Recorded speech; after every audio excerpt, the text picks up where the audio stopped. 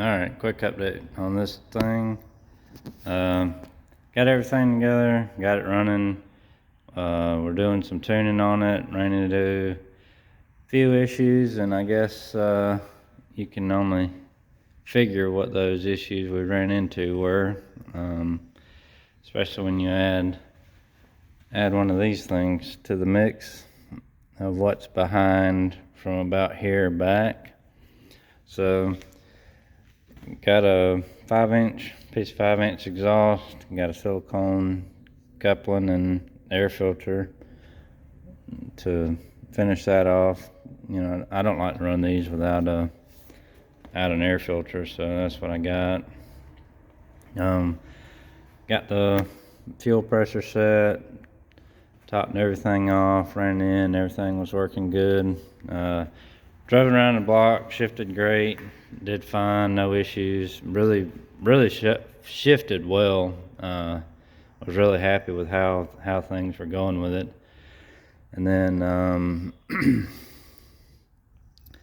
I was trying to figure out my histograms. I'd picked the wrong units for the percent error. I picked PSI for some reason instead of KPA, so it wasn't reading properly, and was just a lot going on trying to figure it out, get it, you know, one thing after another. But anyway, so I got that to finally start reading properly. Came to a stop, and then we tried to, and it shut off. And I knew right then that it wasn't unlocking the converter, so I cranked it back up, put it in gear, and then it shut off. So got it back to the shop, pulled it in, dropped the pan, filter looked dirty. Pulled the TCC solenoid out on the front. The little conical screen thing in it was just clogged. So cleaned it out, put a new filter in it, put fresh fluid in it, topped it off, ran it in, and and then went in HP tuners, commanded the TCC on and off, and then it started working. I did notice after that the shifts weren't as they should be. They weren't as firm and crisp like they were the first day we drove it, or I drove it. And I was driving it yesterday. We were doing some data logging. My rider didn't understand the double space bar clears the data, so we lost one pretty good data log. But anyway, that's how it goes sometimes.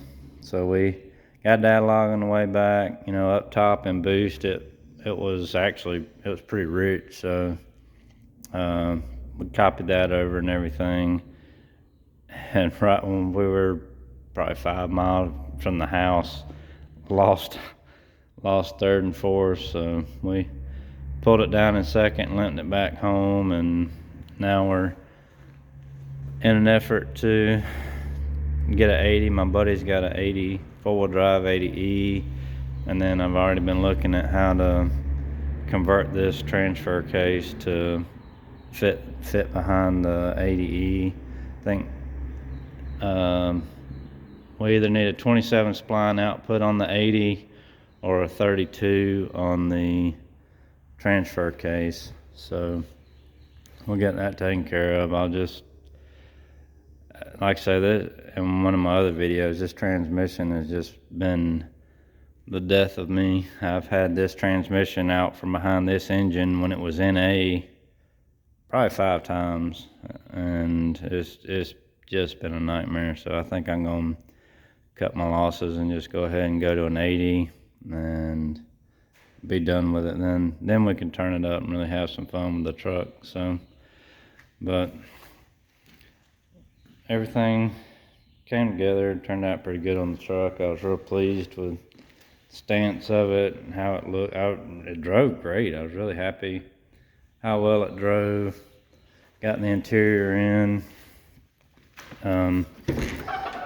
Got the Escalade steering column, the Escalade dash, the Escalade bezel, I made a pod right there for the boost gauge.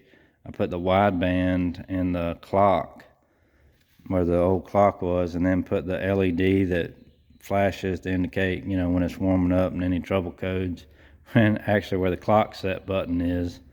And then I put the calibration button inside the little pocket there. So I think it laid out pretty good. There we go. I had to go get a light so you can see a little better.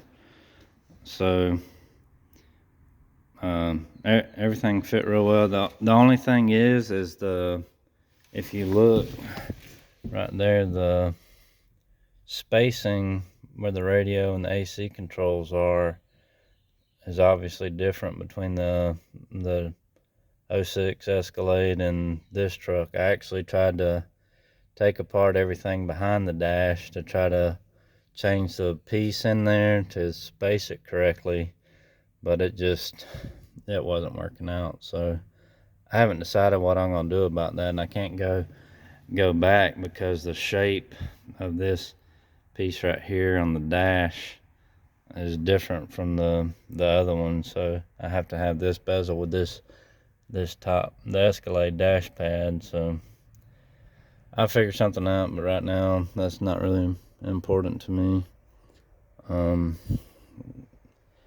See, so you can see the button down in there. You can see the LED, and then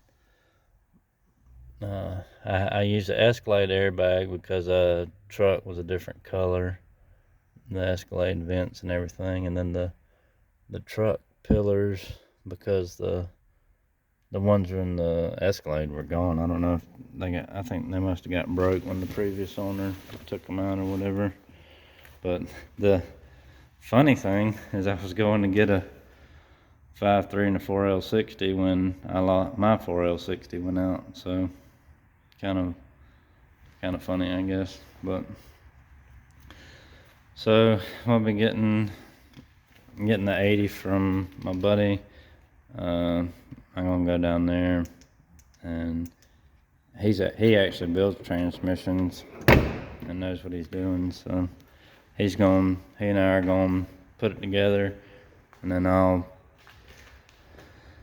hopefully I'll sell this converter, because I just bought this converter. It's a 3200 FTI, and I mean there's no miles on this thing. I mean I drove it around the block, it shifted fine, and then the next day when we were trying to go get some data logs, shifted fine the first couple times, and then it was just trash. So I don't know if there was already something wrong with the transmission from, because I didn't drive the truck around when I got it, because it was wrecked and have a salvage title. So I drove it around the yard and stuff, but I never got it where it was shifting or anything to feel how the transmission was, because that transmission was built less than a year ago. So, but I guess that's 4L60 life.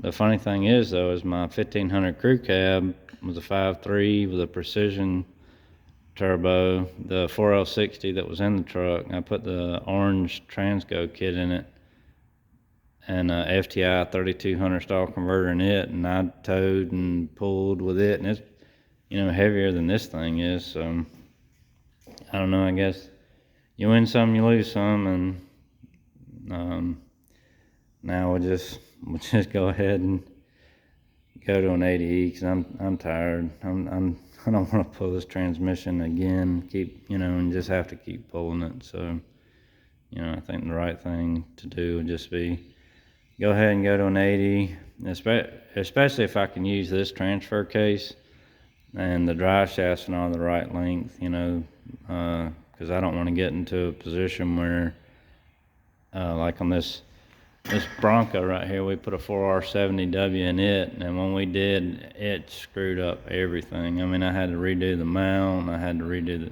get new drive shafts made. It was just, the snowball effect. So that was the only reason I stayed with the 65 and this thing, was to try to make things easier. And I had it, and it was rebuilt and whatever, but like I say, it didn't even last a day. So anyway, that's where we're at with this thing. Hopefully, well, I'm getting the engine for my 2500. It lost oil pressure in December. I think it spun a cam bearing. So I will, I'll be assembling that engine and then hopefully getting my 2500 going. So I'll put this thing on off to the side for right now, because it's just been, got it together, made good progress, got it running, and then this happened. So kind of discouraging, but I know that's how it goes. And so now I'm ready to get my 2500 going, and then we'll jump back on this thing.